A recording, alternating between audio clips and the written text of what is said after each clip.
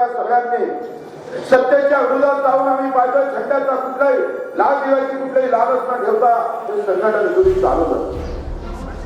आता तरुणाई ह्या संघटनेमधून दूर दूर जात असताना पुन्हा आम्ही शेतकऱ्याचे वाईट दिवस यायला सुरुवात झाली. मला अतिशय आनंद वाटला. दिलीप बाबू वानकर आम्ही सोबत एकत्र मित्र म्हणून सभागृहात काम केलं.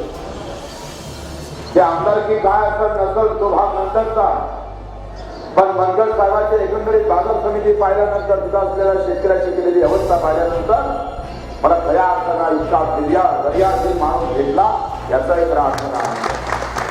ते कुठल्या पक्षाचे आहे, कुठल्या जातीच्या आहे, धर्माचे आहे, पंथाचे आहे हे महत्वाचे नाही, पण ज्यांच्या डोक्यात शेतकरी आहे हे सगळ्यात महत्वाचं आहे. लक्षात घ्या, तुमच्या आमच्या डोक्यात शेतकरी असला पाहिजे. शेतकऱ्याच्या डोक्यात शेतकरी नाही म्हणून आमचा प्रॉब्लेम आहे. सरकार दोषी नाही आहे भाऊ. सरकारचं एका दिवसात तालाव येतं. तुमच्या आमच्या डोक्यातली जेव्हा जात जाईल, धर्म जाईल, तुमच्या आमच्या डोक्यातली जेव्हा गुलामी चालली जाईल, नेत्याची गुलामी, कोणी राष्ट्रवादीचा, कोणी शिवसेनेचा, कोणी भाजपचा, कोणी काँग्रेसचा, आणि आम्ही ठणकावून सांगितलं पाहिजे होय मी शेतकऱ्याची औलाद आहे, शेतकऱ्याचं राहणार आहे. आम्ही पाहतोय का आम्ही जेपर्यंत आमच्या डोक्यात खोपडी शेतकरी म्हणून जगणार नाही, शेतमजूर म्हणून जगणार नाही, तोपर्यंत तुमचं आमचं भलं होणार नाही. इथं जितके ट्रॅक्टर आहे ना, थोडी मेहनत जर केली दिलीप बाबू, हे सगळे ट्रॅक्टर जर मोदीच्या त्या वडनगरला तरी घेऊन टाकले, वर्गणी करून खर्च करून कांद्याचं वडनगर करून टाकू. 4 रुपये किलो कांदा, 10 रुपये किलो द्राक्ष. मोदीजी म्हणत होते त्या द्राक्षाचे भाव 10 रुपये केल्याशिवाय राहणार नाही. बाकीचं काय कुठलं खरं झालं माहित नाही, पण एवढं खरं झाल्याशिवाय तुम्ही राहिले नाही. 10 रुपये किलो ना द्राक्ष विकावं लागते आम्हाला. काय चूक केली आम्ही, काय पाप केलं आम्ही? मित्र, एका शेतातला एका एकरातला एखादा क्विंटल जरी कांदा काढायचा असला तर आम्ही पाहतो किती आमच्या मुलाच्या हात लागतं, किती शेतकऱ्याच्या हात लागतं, किती दिवस चालले जातं. आमच्या आंदोलनाने 6,000 रुपये रोज भेटलं भाऊ. मला 6,000 रुपये रोज आहे. कलेक्टरला 10,000 रुपये रोज आहे. चौथाच्या नापास असणाऱ्या चपरांमध्ये सुद्धा 1,000 रुपये रोज पडले. ही तफावत आम्ही का करायची सांगतोय. 70% असणारा माझा शेतकरी शेतमजूर माझं गाव राहतं.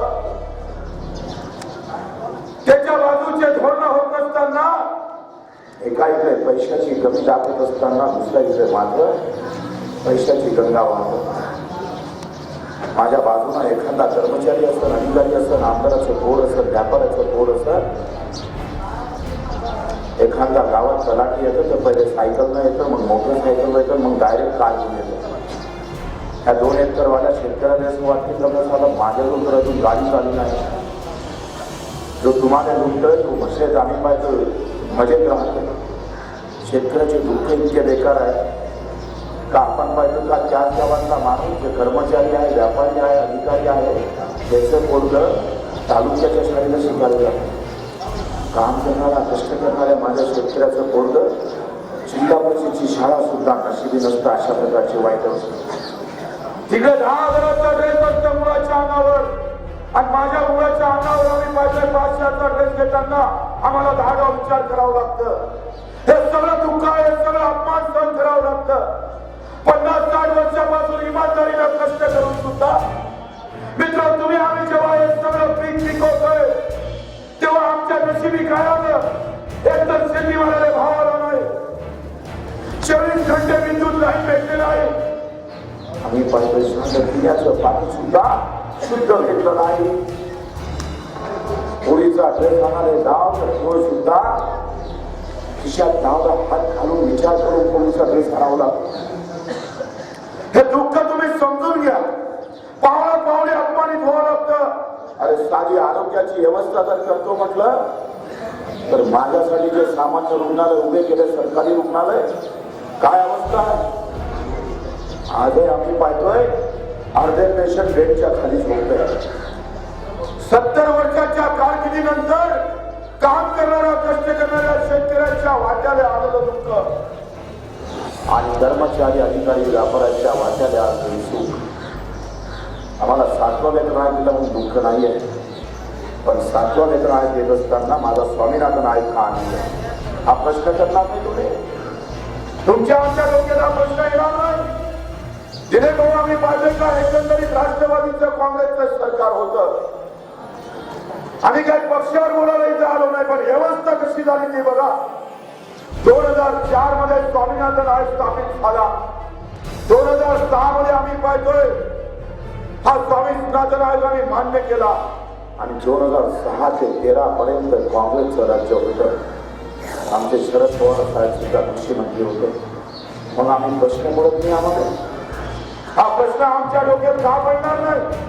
अरे स्वामीनाथन आयोग 2006 मध्ये आम्ही मान्य केला तर 7 वर्ष तुम्ही काय अमलबजावणी केली का? तुम्ही का तो लागू केला नाही? म्हणून दोनही इकडे आम्ही पाहतो हे इशारा दाखल दोनही इकडे हे प्रश्न निर्माण होते. आज स्वामीनाथन आयोग आम्ही गच्च्या रसला मंजूर करू असं मोदीजीनं सांगितलं होतं. त्यांनी आमच्या यवतमाळला चहा पे चर्चा झाली आणि चहा पे चर्चावर मोदीजी बोलले.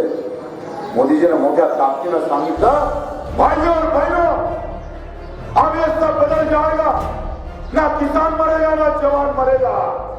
अब जय जवान और जय किसान होगा. 50% मुनाफा लेकर हमारे फसल को भाव मिलेगा. मोदी जी घूम गए, भाई और बहनों भी चली गई. अकेले मोदी जी अमेरिका नहीं तो कहीं जापान में चले गए. आम्ही पाहिजे का व्यवस्था अशी आहे का हे सगळं विसरलं आणि 50% आम्ही पाहिजे बाजूला गेलं आणि मित्र 50% सर नाही 15% सुद्धा भाव काढले नाही. 15% सुद्धा काढले. या सगळ्या प्रश्नांचं उत्तर आम्हाला पाहिजे. या उत्तरांसाठी आज संघर्ष आहे आणि 70 किलोमीटरवरून आम्ही आलोय. 500 किलोमीटरवर आता मोदींचं घर बाकी आहे. आमच्या आंबेड साहेबांना सांगितलं का तिथे जायचं आणि रक्तदान करून यायचं. इथून पुढे भागणार आहे. आमची लढाई पहिले रक्तदानाची आहे. नाही रक्तदानानं मानलं तर रक्त काढण्याची लढाई लढल्याशिवाय राहणार. माना तो गांधीगिरी से, अगर नहीं मानता है तो फिर भगत सिंह गिरी से उड़ा देंगे सामने. शेतकऱ्याच्या बाजूला जर तुम्ही उभं राहिलं नाही सरकार जर आम्ही पाहिजे उभं राहत नसाल तर जितक्या दंगली हिंदू मुसलमानाच्या झाल्या नाही त्याच्यापेक्षा जास्त दंगली शासन आणि शेतकऱ्याच्या झाल्याशिवाय राहणार. आम्ही आता नरमाईची भाषा सोडतोय. तुम्ही जर जशाच तसे उत्तर देत असाल, आमचं जर सगळी पिवणूक करत असाल, 40 रुपये 4 रुपये किलो कांद्यानं 400 रुपये किलो कांदा दिला. आता आम्हाला तुम्ही म्हणून सांगितलं 600 रुपयाच्या कांदा दर दिवशी 50-60 रुपयाला कमी करतात. कांद्याचे भाव वाढले. माग न्यूज असतं पेपरात न्यूज असतं कांद्यानं आणलं डोळ्यात पाणी. असं वाटतं याच्या घरूनच गंगा होऊन राहिली. पण आता कांद्याचे भाव कमी झाले तर कांदा नाही खाल्ला तर मेला काय कोणी मरतात. नाशिक मधला एखाद्याला 12 महिने कांदा खाल्ला नाही म्हणून मेला. मग एवढी चळवळ काय कांद्याबद्दल? शहरातले लोक बोंबलायला लागले का याचे पोट दुखायला लागतं. खाणाऱ्याचा विचार होतो, पिकवणाऱ्याचा विचार होत नाही. अरे पिकवणाऱ्याला काय कष्ट लागतं त्याच्या बापायला माहित नाही. हराम खोवायला म्हणून व्यवस्था आहे. पिकवणारे कष्ट किती लागते मित्र. आपण पाहिजे का साधा कांदा याची जर सगळी खुली अर्थव्यवस्था खुली जर ठेवली आणि उलट देशात पाठवण्यासाठी व्यवस्था जर निर्माण केली तर कांद्यावर निर्यात बंदी येतं, तुरीवर निर्यात बंदी येतं, कापसावर निर्यात बंदी येतं, कापडावर येत नाही. मग रामदेव बाबाच्या औषधीवर निर्यात बंदी काय? एक सूर्य नमस्कार काढला का मोदीजी सांगतं जाय अमेरिकेत जाऊन घेऊन जाय औषध. 2 पाय वरते गेला का रामदेव बाबाचे औषध पाकिस्तानात जात.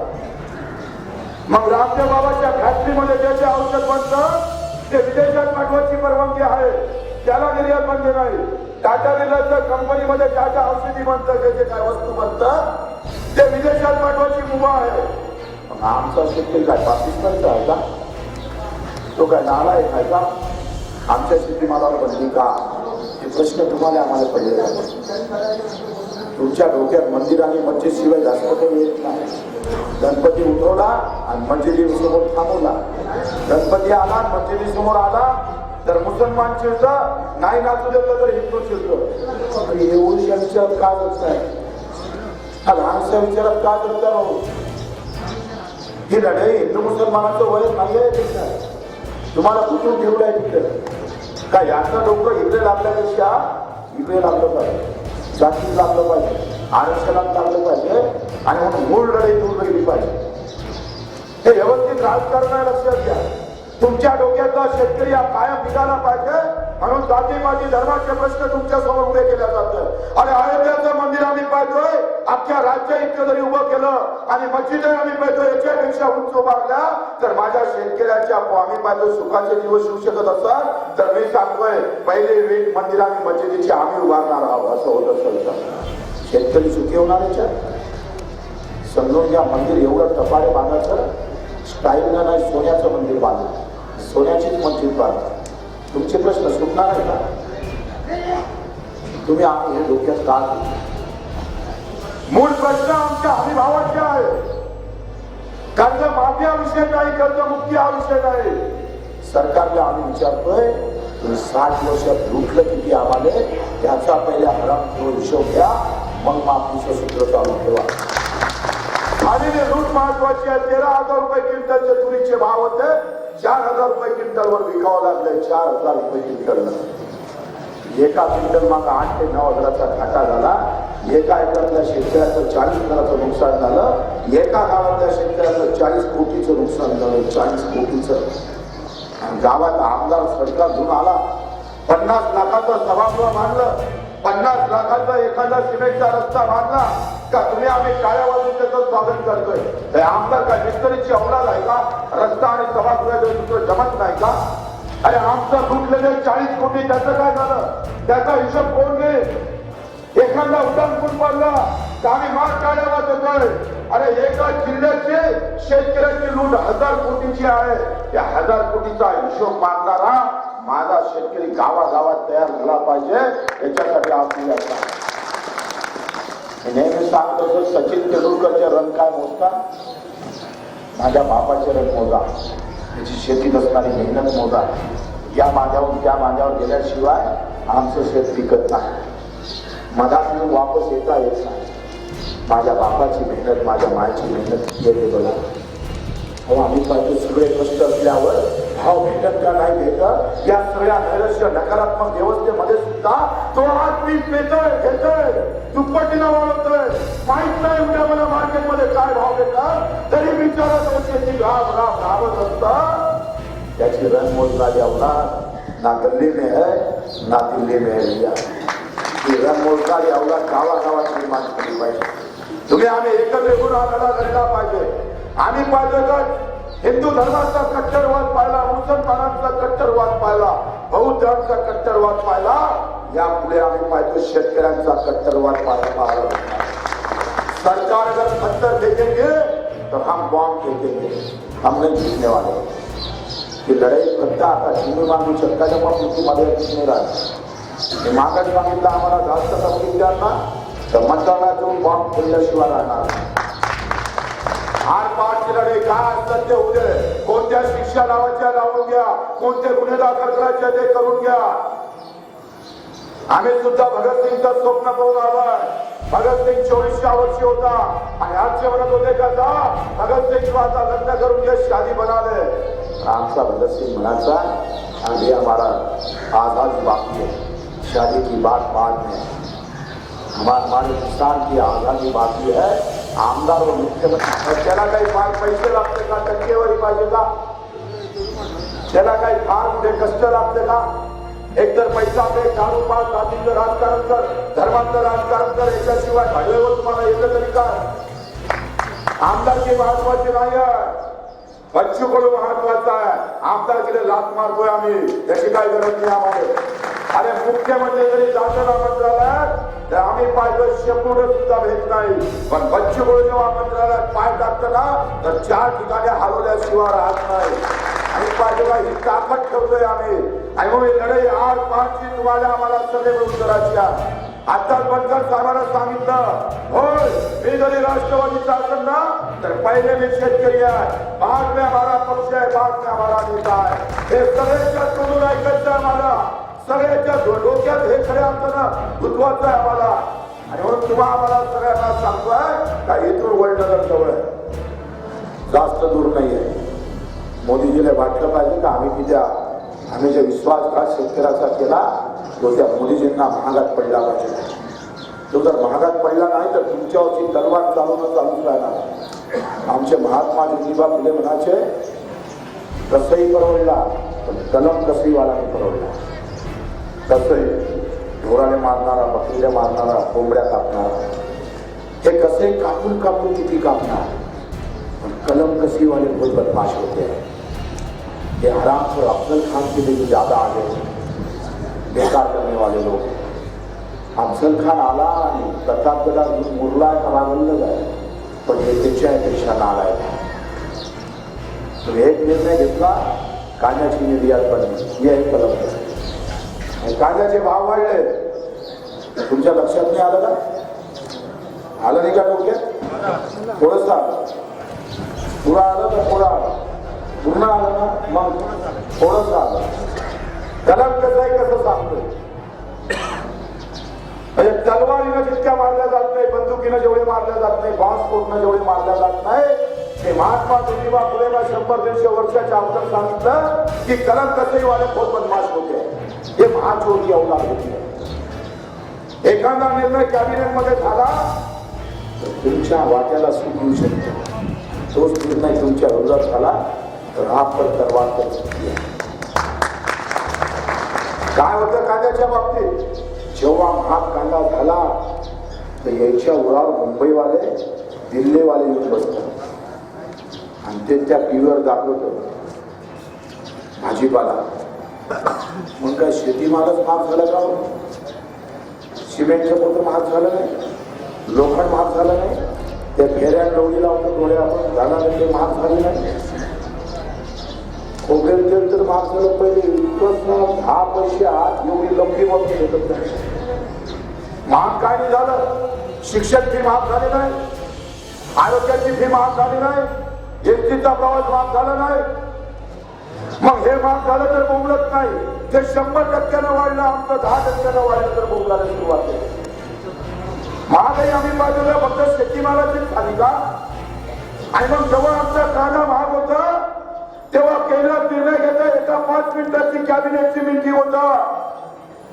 आणि मग केंद्रात काय निर्णय घेतात, कलम कसंही कशी आहे बघा, 15 मिनिटात निर्णय घेतला जातो. एक निर्णय असता, या देशातला कांदा निर्यात केला जाणार नाही, जिथं भाव भेटेल तिथं विकाची बंदी. हा निर्णय 5 मिनिटाचा, 2-3 शब्दाचा. या निर्णयात तुमच्या छातळ्यावर तलवार चालवल्या जातात. तुमच्या छातळ्यात तलवार नसल्यानंतर देशातला कांदा विदेशात विकता येणार नाही. त्या बैठकीमध्ये पुन्हा एक निर्णय होते, विदेशातला कांदा आयात करायचा. म्हणजे ज्या शेतकऱ्याला तलवार लागली त्याच्या छातळ्यात मीठ चुकायचं कि खाली मरने से फायदा नहीं है, तो तड़प तड़प के मरना चाहिए, तेरी मौत इतनी आसानी से नहीं मिलेगी. अरे जनावराला जे मौत देत ना आराम करो ते आमच्या शेतकऱ्याला. याला म्हणतात कलम कसं. एक कलम केंद्राच्या सरकारमध्ये बदललं, कॅबिनेटमध्ये एक निर्णय बदलला तर करोडो शेतकऱ्याच्या छातळ्यात तलवारी चालवल्या जातात. या निर्णयामुळे आम्ही पाहतोय या सरकारनं 4 लाख शेतकऱ्याच्या हत्या केल्या. ही दंगल एकतर्फी नाही आहे, ही दंगल शासनानं सुरू केलेली आहे. आणि शासनानं आतापर्यंत आमचे 4 लाख शेतकरी मारलेले आहेत. एवढे जर एका जातीच्या धर्माचे मेले असते तर उभा देश पेटत राहिला असता, पुसता बुजला नसता. पण या शेतकऱ्याला जात नाही, धर्म नाही, पंथ नाही, म्हणून तो फक्त मरत राहिला. आता असं होणार नाही. अगर तुम एक मारेंगे तो हम तुम्हारे 2 मारेंगे, ख्याल में रखना. और ही लढाई आर पारची लढाई आपण करतोय. आम्हाला काही जास्त दिवस जगाची काही फार इंटरेस्ट नाही आहे, ज्यादा उमेद हमको भी नहीं है. सरकार जर शेतकऱ्याची उमेद सोडत असा तर मी सांगतोय ही जास्त दिवसाचा खेळ नाही आहे. 1-2 वर्षात ना आम्ही पाहिजे चित्र बदलून राहणार. आता तर चाबूक घेऊन बंदूक घेऊन फिरणार आम्ही. आणि या सगळ्या आंदोलनामध्ये आपण सर्वांनी सहभागी व्हावं. 21 तारखेतून 500 किलोमीटरवर आहे वडनगर. मी 2500 किलोमीटरवरून आलोय. तुम्हाला 500 किलोमीटर यावं लागणार आहे. नाही तर म्हणा म्हशीचं दूध काढायचं आहे, कांदा विकायचा आहे, असं काही बहाणा सांगू नका. नाहीतर बायकोच्या बहिणीचं लग्न असलं तर 1 महिना काय पाहिजे तुम्ही, एवढं बायकोवर प्रेम करता. म्हणून हे सगळं बाजूला घेऊन 21 तारखेला लागल तर बंकर साहेब काय व्यवस्था करून ते करत. पण 21 तारखेला ढोल ताशे वाजवून जितके त्यांनी भाषण केले ना मोदीनं, तेवढे टपारे आवाज काढून वडनगरला आपल्याला सर्वांना जमा व्हायचा आहे अशा प्रकारची अपेक्षा करतो. पुन्हा बंकर साहेबांचा आभार मानतो आणि इथे 2 शब्द संपवतो. जय हिंद, जय महाराष्ट्र. एक राहिलं, 1 मिनिट.